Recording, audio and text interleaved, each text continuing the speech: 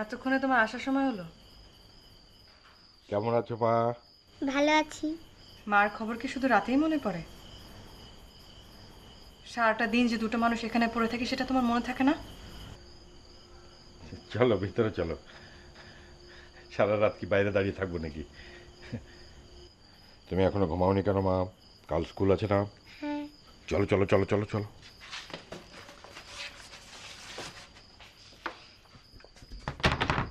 3 মাসে স্কুলের বেতন বাকি পড়েছে। বাড়ি এলে এসেছিল, বলছে বাসা ভাড়া দিতে না পারলে বাসা ছেড়ে দিতে। বাজার করা হয় না গত কয়েকদিন। অসুবিধা নাই, ভাতের প্রতি আমার তেমন কোনো আকর্ষণ নাই। ঢঙের কথা বলো না। মেয়েটাকে ভালো মন্দ কিছু খাওয়াতে পারি না, সকালাত পূরণ করা তো দূরের কথা। এভাবে জীবন চলে না। আমি আর পারছি না, শরীরটাও দিন দিন খারাপ হয়ে যাচ্ছে। ইদানিং আমার ভীষণ ভয় হয়, অনেক ভয়। একটা কিছু করো আনন্দ, একটা কিছু। দেখি। দেখি না, একটা চাকরি নাও, যা হোক একটা কিছু। বেঁচে থাকতে হবে তো মানুষের মতো।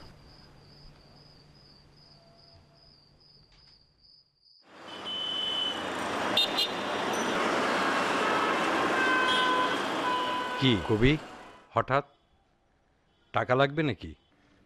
একটা চাকরি লাগবে দোস্ত। কত ভালো ভালো চাকরির অফার না করে দিলি। এখন তোর জন্য আমি চাকরি পাই কোথায়? বউ আর মেয়েটার খুব কষ্ট হচ্ছে রে। কয়েকদিন ধরে বাজার নেই বাসায়, বাড়ি ভাড়া, স্কুলের বেতন সব বাকি পড়ে গেছে।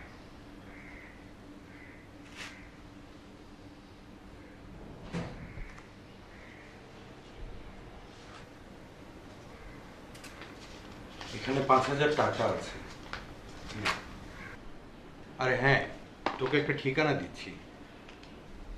ভদ্রমহিলার নাম ডালিয়া, গিয়ে দেখা কর। ওনার কাছে একটা কাজ আছে। কি চাকরি? গিয়ে কথা বল, পোষালে করবি। তোর তো একটা চাকরি দরকার, তাই না? খুব দরকার দোস্ত। দেন গো অ্যান্ড মিট হার।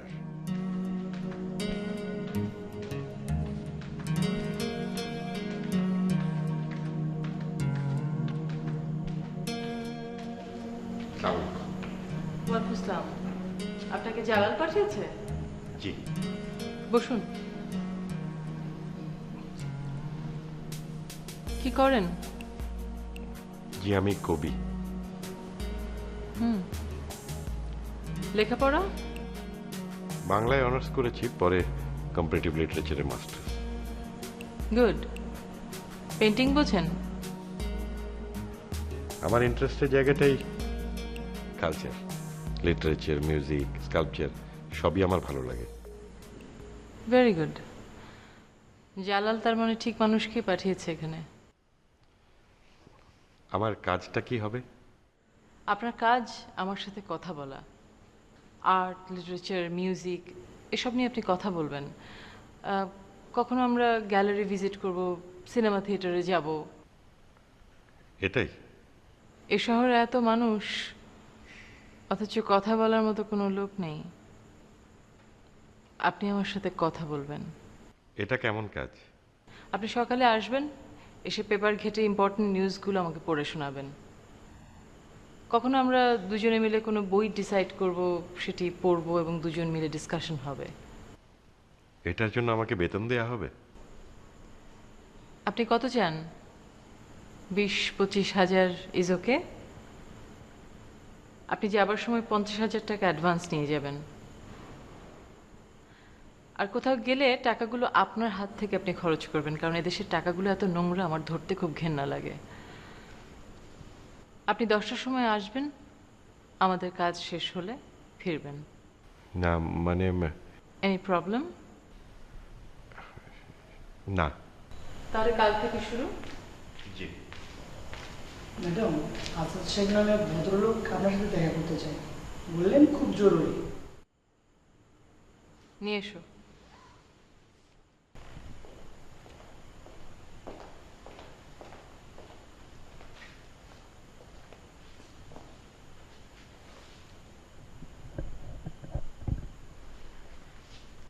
কবে এসেছো? গতকাল। কি ব্যাপার? মানে কনফিডেন্সিয়াল। ওনার সামনেই বলো।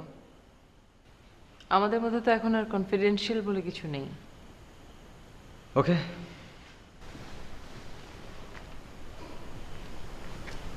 এখানে তোমার কিছু সাইন লাগবে।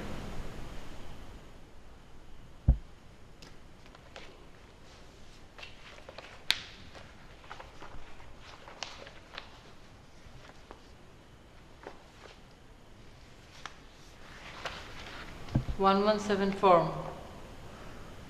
আমি তো তোমাকে বলেছি আমি এখানে সাইন করব না। লুক, তোমার সিগনেচার ছাড়া আমি কোম্পানিটা অপারেট করতে পারছি না। এত বড় asset. Then give me 50%।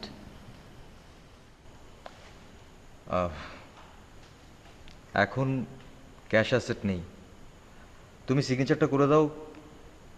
After operation আমি তোমাকে 20% দিয়ে দেবো। 20%?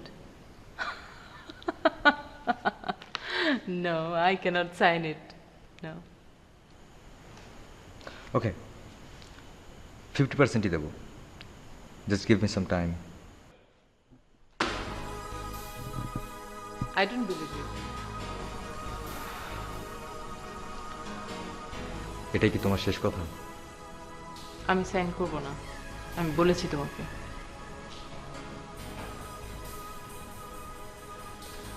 ডালিয়া, সব কিছু ভুলে আবার নতুন করে শুরু করা যায় না। You are a fraud. তুমি আমাকে সাইন করিয়ে নেবার জন্য এসব কথা বলছি। You are a liar. No, আমি সত্যি বলছি। কেন? জেসমিনের সাথে তোমার ডিভোর্স হয়ে গেছে? That was really a mistake. If you don't mind, I'm busy.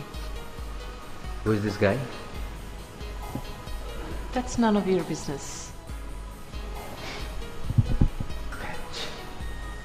Just get out.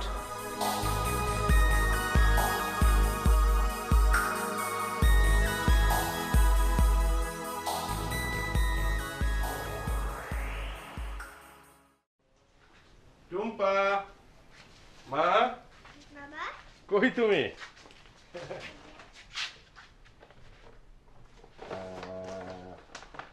এটা তোমার জন্য।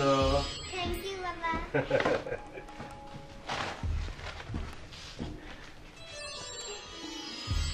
তোমার জন্য শাড়ি। খুব সুন্দর।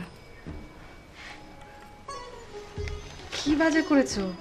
ইলিশ মাছ এনেছি, কচুও। কবির তো ভাতের প্রতি আকর্ষণ নেই, তাহলে? আসলে কবিরা হচ্ছে কথার জাদুকর, নিজেদের সুবিধা মতো কথা বানিয়ে নেয়, তাই না? সবচেয়ে বড় জাদু হচ্ছে সংসার, আর সবচেয়ে বড় কবিতা হচ্ছে সন্তান। আমি অতি ক্ষুদ্র কবি। তুমি চাকরিটা পেয়েছো তাহলে? হুম। দেখেছো, আমি তোমাকে কতদিন ধরে বলছিলাম, তুমি তো নাক কানি নাড়ো না। এখন চাকরিটা ঠিকঠাক মতো করো, হুট করে ছেড়ে দিও না আবার। কি তখন থেকে খালি হু হু করছো? যাও তাড়াতাড়ি ফ্রেশ হয়ে আসো, আমি তাড়াতাড়ি রান্না চড়াই গিয়ে শাড়িটা রেখে যাই।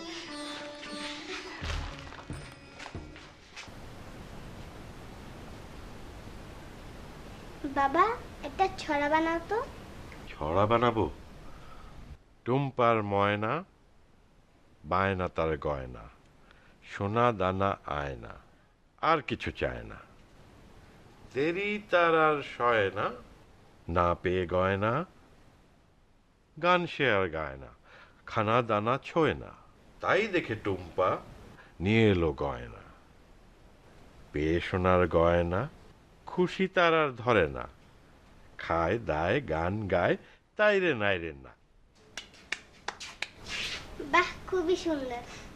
টুম্পা মা, এবার শুয়ে পড়ো, কালকে আবার শুনো। হুম, শুয়ে চোখ বন্ধ।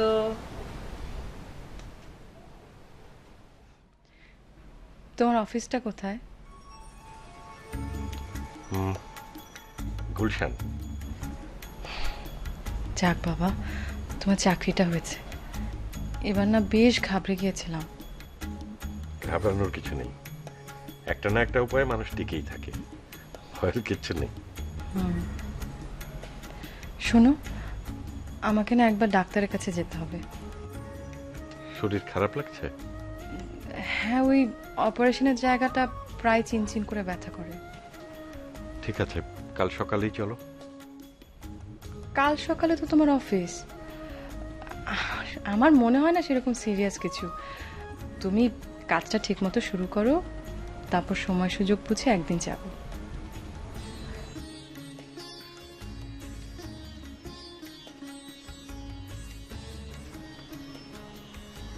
হ্যাঁ না, হুম, আমি তোমাকে খুব ভালোবাসি। আমিও।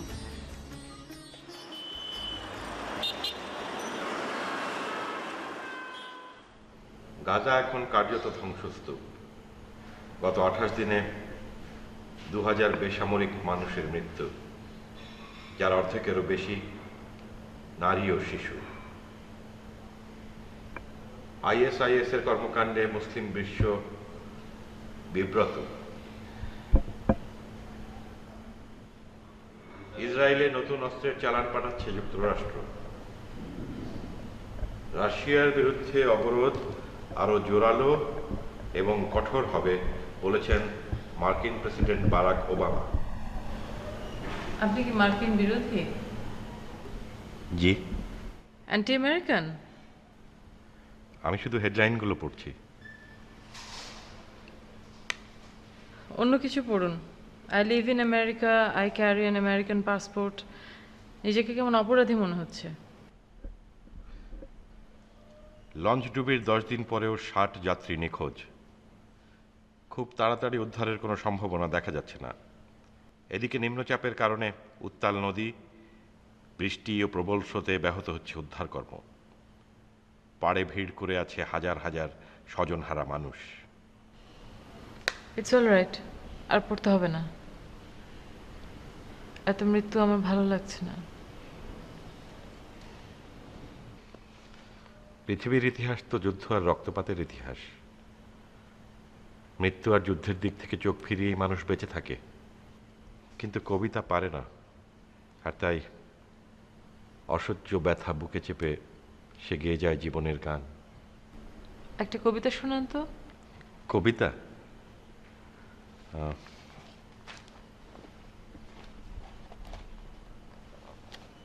কার কবিতা? জি, আমার। দু চোখে শিশির ছিল তোমার, বৃক্ষেরা কড়ি বর্গা আর আসবাব হবে, পাখিরা হারাবে দলে দলে, অতিথি না রিফিউজি হবে, আবাদযোগ্য জমিতে উঠবে কলকারখানার চিমনি, বাস্তু ভেটা হারাবে কৃষক, উঠতি শহুরে ফড়িয়ার 5 ইঞ্চি দেয়ালের ঘের, অশ্লীল মালিকানা, নদী কালো হচ্ছে বিষে, পলি বদলে যাচ্ছে ইটে, ফাটার ধোঁয়ায় ঢেকে যাচ্ছে মেঘের কাশফুল, তবু আমার প্রবাল হৃদয়ে জ্যোৎস্না জেগে রবে। হিজাবের ফাঁকে তোমার দু চোখে শিশির ছিল। কিশোরী, খুলে ফেলো ওই হিজাব, ছুঁড়ে ফেলো ওই মালিকানা। বাঁচো কিশোরী, স্বপ্ন দেখো, বাঁচো তৃণে, শিশিরে, জলে আর জ্যোৎস্নায়, বাঁচো।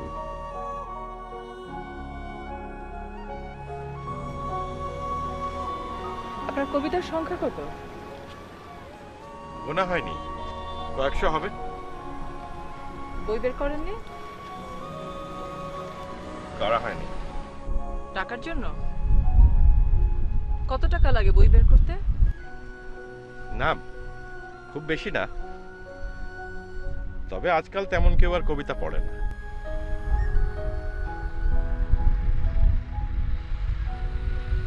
বই না করলে এগুলো তো হারিয়ে যাবে। প্রতিদিন কত কবি তো কত কবিতা লিখছে, কত কবিতা হারিয়ে যাচ্ছে ওইসব মৃত্যু মিছিলের ভিড়ে। বাড়িতে কে কে আছে আপনার? আমার স্ত্রী আর একটা মেয়ে 8 বছরের।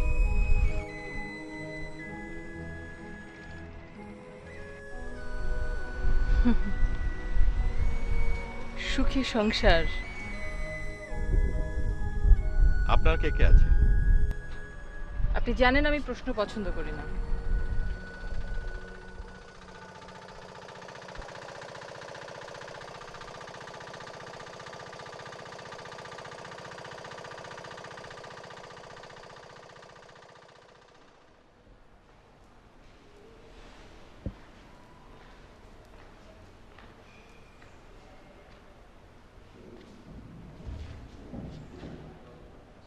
আপনি এতদিন কিছু করছিলেন না কেন? মানে চাকরি?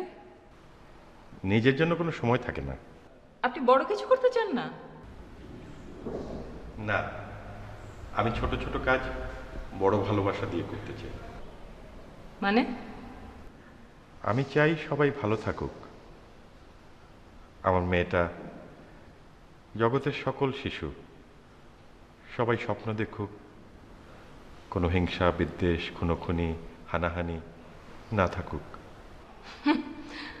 That's impossible, that's utopia. হয়তো, কিন্তু তারপরও তো আমার কল্পনায় আমার ভাবনায় আমি সবচাইতে স্বাধীন। সেখানে কেউ আমাকে আটকাতে পারবে না। ইউ আর রং। আপনার টাকার দরকার, আপনার ঘর সংসার, আপনার বাচ্চার লেখাপড়া, খাবার, এগুলো এই পৃথিবীতে এমনি এমনি আসে না। You have to earn it and you have to have the security. আপনার বেঁচে থাকার জন্য টাকা দরকার, এবং সেটা একটু বেশি হলেই ভালো। আমি সুখী, আমার যা আছে তাতে। আমি কারোর সঙ্গে তুলনাও করি না, কারোর সঙ্গে প্রতিযোগিতাও করি না।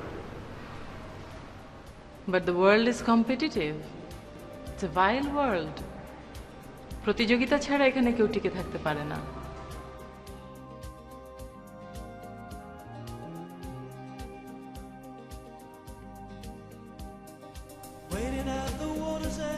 শুধু আপনার জন্য অর্ডার করো, আমি বাসায় গিয়ে খাবো। It's already dinner time. বাড়ি ফিরতে তো আপনার দেরি হবে।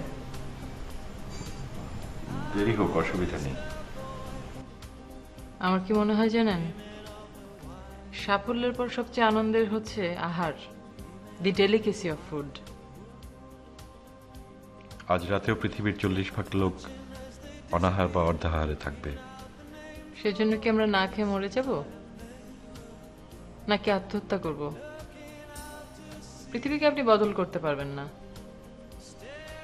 পৃথিবীর এখন অনেক বয়স হয়ে গেছে। পৃথিবী আর বদলাবে না, বদল হওয়ার আগে সে ধ্বংস হয়ে যাবে। যে পৃথিবীতে আমরা জন্মালাম, বসবাস করলাম, ভালোবাসলাম, তার প্রতি আমাদের কোনো দায়বদ্ধতা থাকবে না?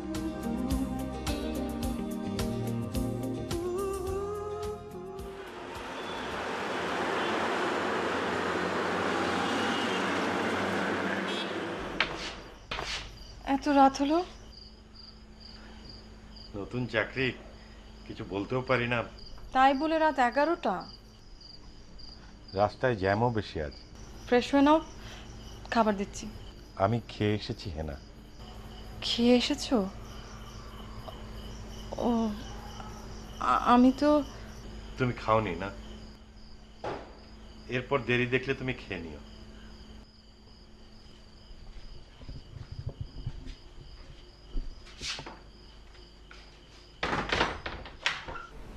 বাবা, ময়নার ছড়াটা বলো তো। ময়নার ছড়া? আয়নায় ময়না, গলায় পরা গয়না, গান গায় সারাক্ষণ, খায় পাকা লটকন। বাবা, ময়নার কি খায়? টুম্পা, হ্যাঁ। মা সকালে স্কুল আছে না? হ্যাঁ। ঘুমাও। ওকে।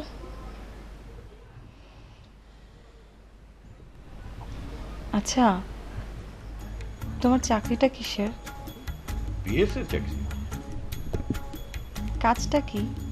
বিএসরা যা করে, মানে বসের কাজকর্ম গুছিয়ে দেয়া। বাদ দাও, তোমার কথা বলো। বাড়ি ভাড়া দিয়ে দিয়েছি ওর স্কুলের বেতনে। তোমার শরীরের কি অবস্থা? ডাক্তারের কাছে যেতে হবে। চিন্তা করো না, আমি এখন ঠিক আছি। তোমার চাকরিটা হওয়াতে রক্ষা। তুমি কিন্তু রাগ টাগ করে আবার চাকরিটা ছেড়ে দিও না। ঘুমাও।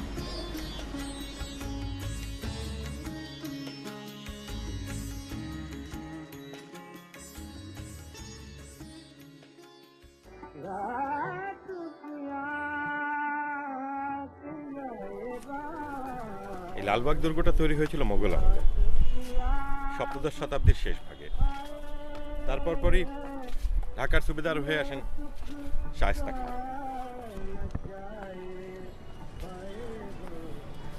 এটা দেয়ানি খাস, এর পিছনেই আছে হাম্মামখানা।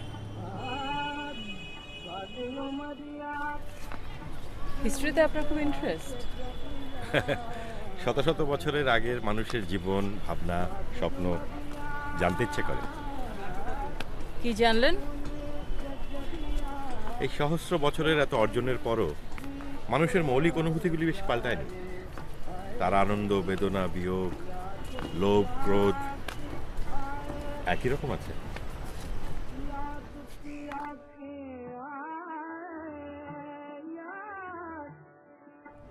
এটা পরিবিবির কবর। পরিবেবিকে? পরিবিবি শায়েস্তা খাঁর মেয়ে, মানে এই তথ্যটি শেষ পর্যন্ত টিকে আছে। খুব আদরের মেয়ে ছিল শায়েস্তা খাঁর, কিন্তু কি এক দুরারোগ্য ব্যাধিতে সে আক্রান্ত হয়। অনেক ডাক্তার, কবিরাজ, বৈদ্য চেষ্টা করেও কোনো লাভ হয় না। এইখানেই পরিবিবির কবর হয়। মেয়ের মৃত্যুতে শায়েস্তা খান খুব ভেঙে পড়েন। এই দুর্গটি হয়ে দাঁড়ায় তার জন্য একটি ভয়াবহ দুর্ভাগ্যের প্রতীক।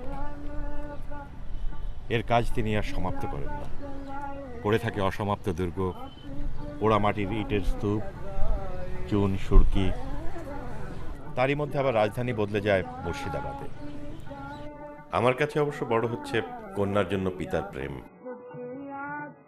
আমার মেয়ের দিকে যখন তাকাই তখন বুঝতে পারি পরিবিবির জন্য শায়েস্তা খাঁর ভালোবাসা। আপনার বাবা কোথায়?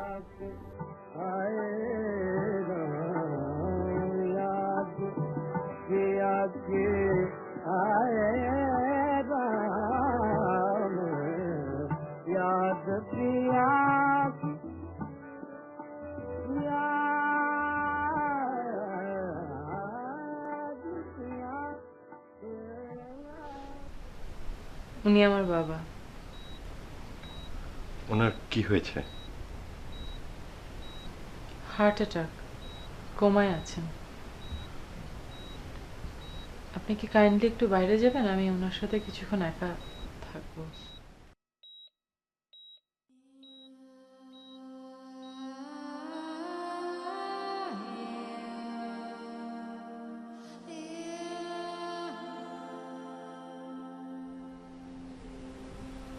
বাবা, কতদিন পর তোমাকে দেখছি। শেষ দেখেছিলাম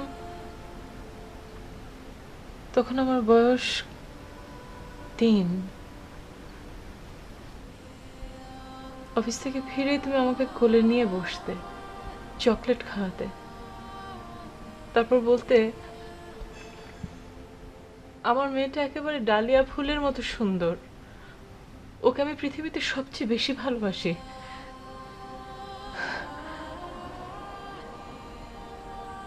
কোন ভালোবাসা সত্যি বাবা? তুমি যে আমাকে ভালোবাসতে সেটা,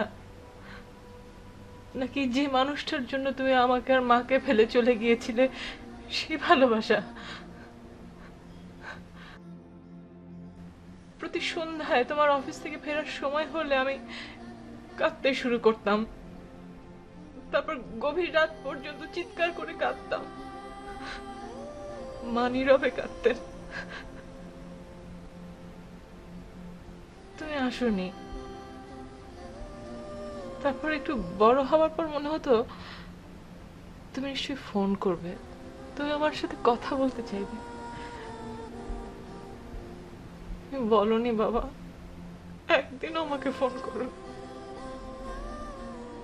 মা তার কেরিয়ার নিয়ে ব্যস্ত হয়ে পড়লেন, আমি বোর্ডিং স্কুলে চলে গেলাম। তারপর একদিন প্রিন্সিপাল বললেন আমার মা এসেছে সাথে বাবা। আমি এত জোরে ছুটে গিয়েছি, মা বললেন তোমার নতুন বাবা। আমি চাই না নতুন বাবা, আমি আমি চাই না, আমি মেনে নিতে পারিনি। আমি দূরে সরে এসেছি, কিন্তু আমি জানি তুমি তুমি আমার লেখাপড়ার খরচ দিতে, অনেক টাকা দিতে, অনেক টাকা টাকা, কিন্তু তুমি তোমাকে দাওনি বাবা। কখনো কখনো খোঁজ নাও তোমার মেয়েটা কেমন আছে, তোমার ডালিয়া ফুল কেমন আছে।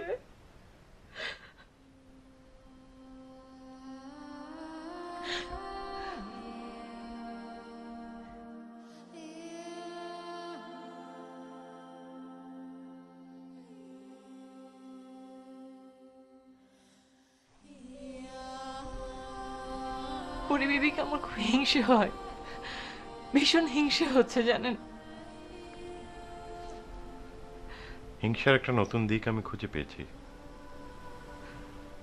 সাধারণ দুর্বল এদেরকে কেউ হিংসা করে না, অসাধারণকে করে।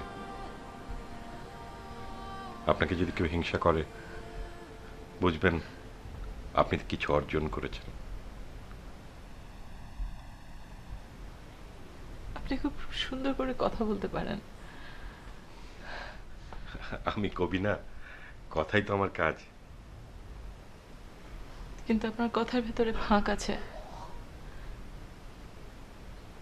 অর্জনটা তো আমার হলো না, পরিবেবির।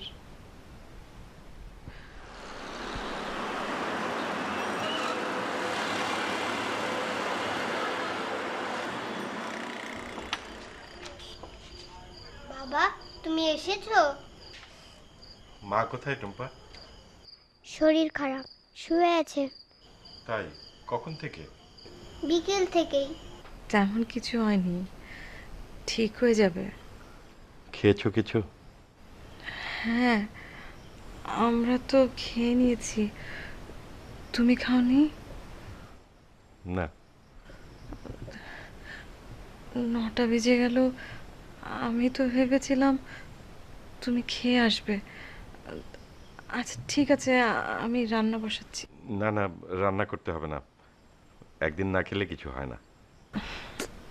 কি বলো, আমরা তো দুপুরের খাবারই খেয়েছি। তুমি এক কাজ করো, ফ্রেশ হয়ে নাও, আমি ভাত দিচ্ছি।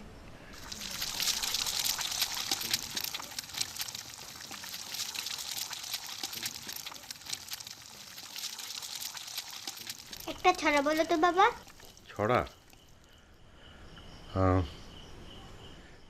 কাকের বাসায় কোকিলের ডিম, কাক তা দেয়। বসন্তের কোকিল ঘুরে ঘুরে শুধু গান গায়। ডিম ফুটলে কোকিল ছানা এদিক ওদিক চায়, কালো কালো ছানা দেখে কাক ঠাউর না পায়। নিজের ছানা মনে করে পেলে পুষে আদর করে। ছানারা এখন উঠতে পারে, তারা নিজের পথে যায়। বসন্তের শেষে গান ফুরলে কোকিল দিশা পায়।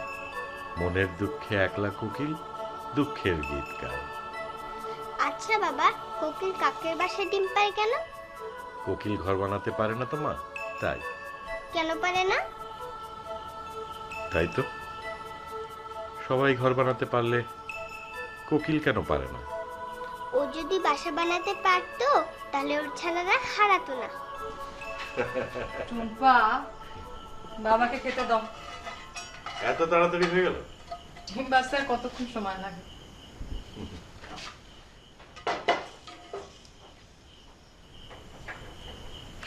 কাল একটু বাজার করে দিও তো।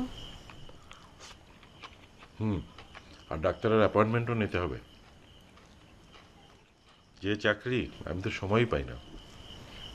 এত তাড়াহুড়োর কিছু নেই, আগে কাজ, তারপর সব কিছু।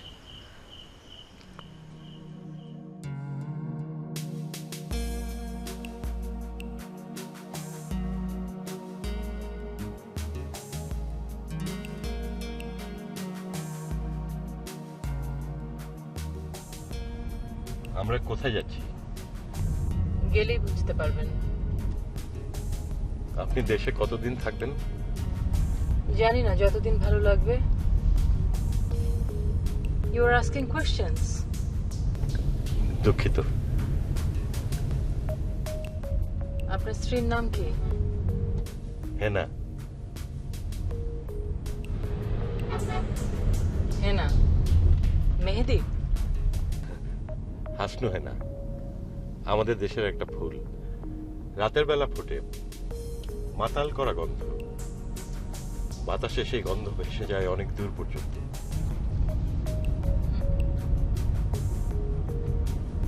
আপনার বাড়িতে হাসনা গাছ আছে? আমি তো ভাড়া বাসায় থাকি, ছোট বাসা, ওখানে হাসনু হেনা গাছ কোথায় লাগাবো?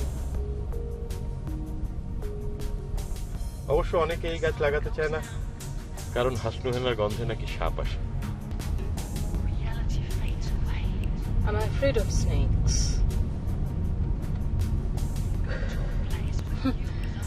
ডালিয়া ফুল ভালো, ঘ্রাণ নেই। হাসনু হেনা সাদা, ডালিয়া রঙিন, নানান বর্ণে, চোখ ধাঁধানো। তার যদি ঘ্রাণ থাকতো কত ভালো হতো।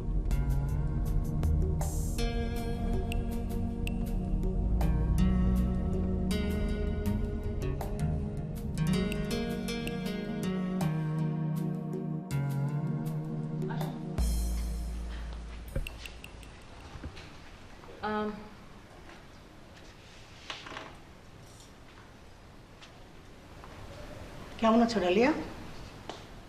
ভালো। কেন ডেকেছো? উনি কে? Who is he? He is helping me with certain things. আপনি বসুন। বসো বসো। চা কফি? নো থ্যাঙ্কস, আমার তাড়া আছে। কতদিন থাকবে দেশে? বুঝতে পারছি না। তোমার বাবা তোমার জন্য কিছু প্রপার্টি রেখে গেছেন, এর মধ্যে তার ডকুমেন্টগুলো আছে।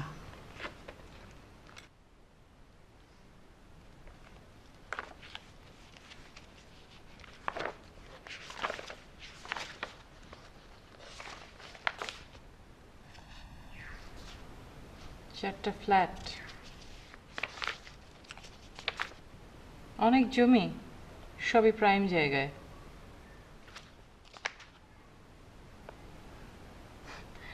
It's a huge cash. এগুলি দিয়ে কি করবে? I don't know. তোমার কি মনে হয় আমার টাকার অভাব আছে? আমি অন্তত এটুকু বুঝি, টাকা দিয়ে সব কিছু হয় না। আই এম সরি ডালিয়া, আমরা তোমাকে একটা স্বাভাবিক জীবন দিতে পারিনি। সেজন্য কি টাকা আর প্রপার্টি দিয়ে আমাকে কম্পেনসেট করার চেষ্টা করছো? ভুলে যাও মা, আবার নতুন করে শুরু করো। ইটস টু লেট মা।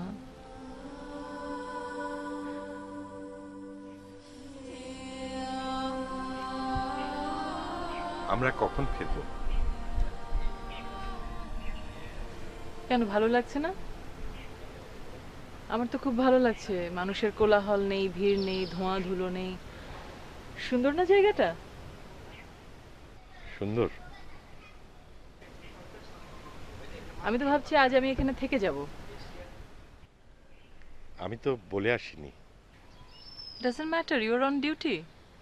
প্রথম দিন আমি যখন আপনাকে বলেছিলাম কাজের ধরনটা কেমন, you agreed to the proposal. হ্যাঁ, চাকরিটা আমার দরকার। That's the balance. আপনার টাকার দরকার, আপনার ঘর আছে, সংসার আছে, ট্যালেন্ট আছে কিন্তু টাকা নেই, আর আমার সুখ নেই, আত্মীয় পরিজন নেই, কিছুই নেই, কিন্তু টাকা আছে। সেই টাকা দিয়ে আমি কিছু স্বাচ্ছন্দ্য কিনতে চাচ্ছি। এখানে তো অন্যায় কিছু নেই। আমি তো চেষ্টা করছি, কিন্তু কোনো কিন্তু নেই আনন্দ। আমার কথা বলার লোক দরকার, এমন কেউ নেই যার সঙ্গে আমি বিভিন্ন বিষয়ে কথা বলতে পারি।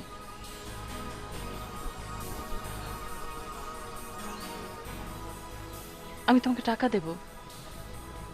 মানি ক্যান সলভ মেনি থিংস।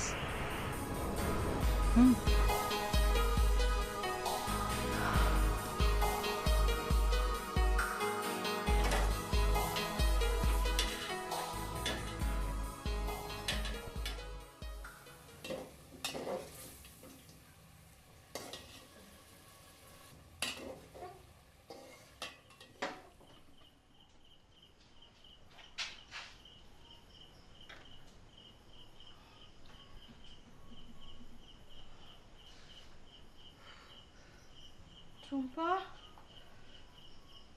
মা, টুম্পা, একটু এদিকে আয় তো মা।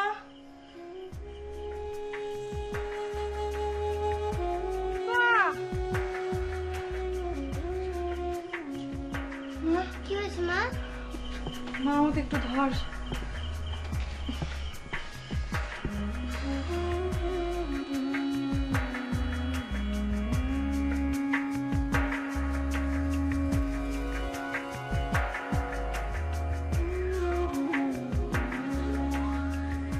বেশি খারাপ লাগছে মা?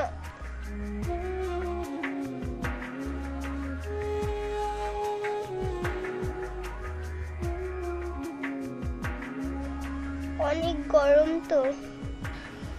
মা, ওখানে ওষুধ আছে, এক গ্লাস পানি আর ওষুধটা দাও তো। আচ্ছা।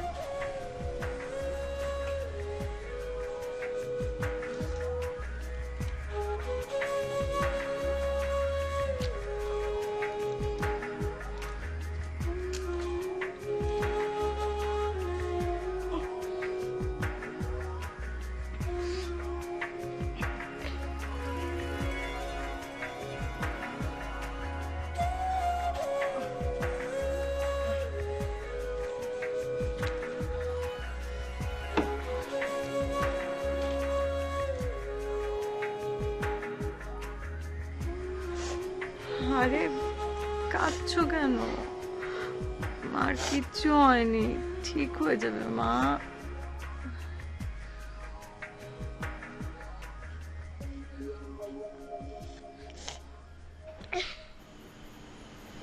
কত টাকা লাগবে তোমার বলো? টাকা লাগবে না।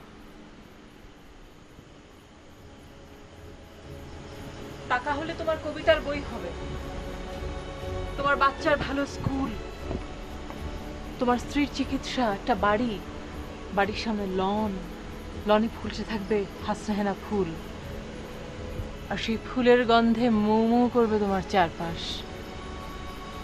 আর সুখী তুমি তোমার স্ত্রী কন্যা নিয়ে আকাশে চাঁদ দেখবে।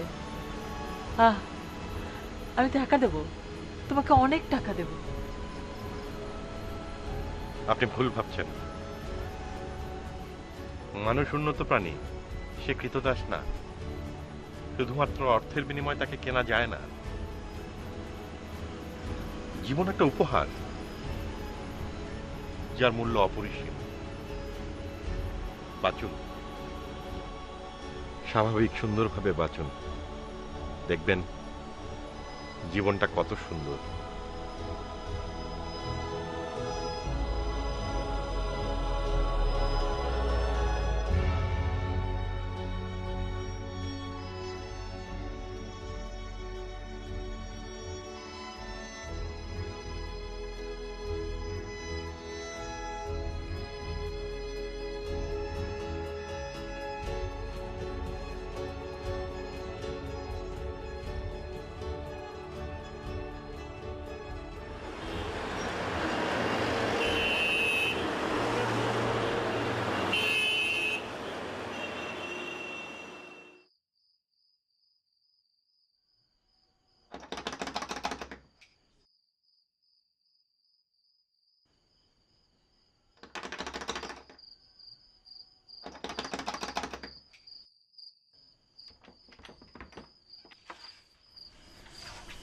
বাবা তুমি এসেছো? হ্যাঁ মা। মার তো খুব অসুখ। হ্যাঁ না, কি হয়েছে? হ্যাঁ, কি হয়েছে? তুমি এসেছো? অনেক দেরি হয়ে গেল। কিচ্ছু দেরি হয়নি। বাবা তুমি আর কখনো দেরি করবে না। না মা, আর কখনো দেরি করব না, কখনো না।